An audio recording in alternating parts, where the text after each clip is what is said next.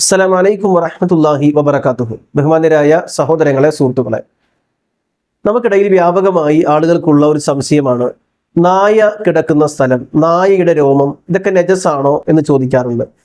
അപ്പോൾ ഈ വിഷയത്തിൽ പണ്ഡിതന്മാർക്കിടയിൽ വ്യത്യസ്തമായ വീക്ഷണങ്ങളും അഭിപ്രായങ്ങളും ഉണ്ട്. എന്താണ് ഹദീസിന്റെ അടിസ്ഥാനത്തിൽ അല്ലെങ്കിൽ പ്രമാണങ്ങളുടെ അടിസ്ഥാനത്തിൽ നാം ഈ വിഷയത്തിൽ മനസ്സിലാക്കേണ്ടത് എന്ന് ചോദിച്ചാൽ, നായ കിടന്നത് കൊണ്ടോ നായയുടെ രോമം മുട്ടിയത് കൊണ്ടോ നമ്മൾ ആ ഭാഗം കഴുകേണ്ടതില്ല. നായയുടെ രോമമോ അല്ലെങ്കിൽ നായ കിടന്ന സ്ഥലമോ കഴുകണമെന്ന് റസൂലുള്ളാഹി സ്വല്ലല്ലാഹു അലൈഹി വസല്ലം പഠിപ്പിച്ചിട്ടില്ല.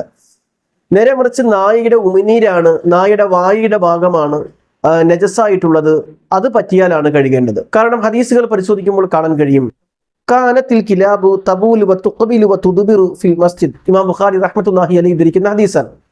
പള്ളിയിൽ നബി സല്ലല്ലാഹു അലൈഹി വസല്ലമയുടെ പള്ളിയിൽ നായ്ക്കൾ പ്രവേശിക്കുമായിരുന്നു, അങ്ങോട്ടും ഇങ്ങോട്ടൊക്കെ നടക്കുമായിരുന്നു.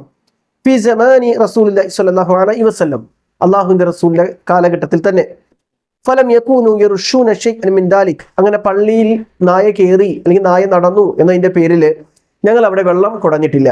അപ്പൊ നായ കിടന്നു, നായ നടന്നു അല്ലെങ്കിൽ നായയുടെ രോമം പറ്റി എന്ന് പറഞ്ഞിട്ട് അത് നജസായി അവർ കണ്ടിട്ടില്ല എന്നാണ് ഈ ഹദീസിനെ വിശദീകരിച്ച് പണ്ഡിതന്മാർ പറയുന്നത്. അതുകൊണ്ടാണ് ആ ഭാഗം അവർ കഴുകാതിരുന്നത്.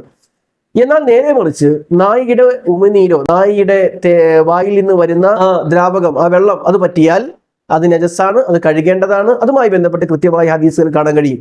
ഇദാ വലഗൽ ഖൽബു ഫീ ഇനാഇ അഹദിക്കും, നിങ്ങളുടെ ആരുടെയെങ്കിലും പാത്രത്തിൽ നായ തലയിട്ടാൽ അപ്പോൾ സ്വാഭാവികമായും അതിന്റെ നാവും അതിന്റെ വായിൽ നിന്ന് വരുന്ന അതെല്ലാം അവിടെ പറ്റും. അതുകൊണ്ട് തന്നെ അത് മണ്ണിട്ട് ഒരു പ്രാവശ്യവും, അതേപോലെ തന്നെ ഫലിയഗ്സിൽഹു സബ്അ മിറാറൻ, 7 പ്രാവശ്യം അത് കഴുകണം, ഒരു പ്രാവശ്യം മണ്ണിട്ട് കഴുകണം എന്ന് ഹദീസിൽ കാണാൻ കഴിയും. അപ്പൊ ചുരുക്കി പറഞ്ഞാൽ, നായ നമ്മുടെ മേത്ത് തട്ടി എന്ന് പറഞ്ഞിട്ട് ഇത് ആ ഭാഗം നിർബന്ധമായും കഴുകിക്കളയണം, നജസാണ്.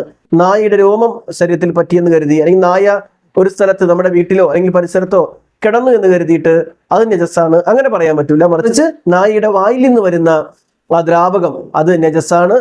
അതുകൊണ്ടാണ് ഹദീസിൽ കൃത്യമായി തന്നെ അത് കഴുകണമെന്ന് പറഞ്ഞത്. എന്നാൽ നായ നടന്നു, നായ അങ്ങോട്ടും ഇങ്ങോട്ടൊക്കെ പള്ളിയിൽ നടന്നപ്പോൾ അവർ അവിടെ കഴുകിയിട്ടില്ല എന്നും റിപ്പോർട്ടിൽ കാണാൻ കഴിയും. ഇതാണ് ഈ വിഷയത്തിൽ പണ്ഡിതന്മാർ നൽകുന്ന മറുപടി. അള്ളാഹു അനുഗ്രഹിക്കട്ടെ. അസ്സലാമു അലൈക്കും വറഹ്മത്തുള്ളാഹി വബറകാതുഹു.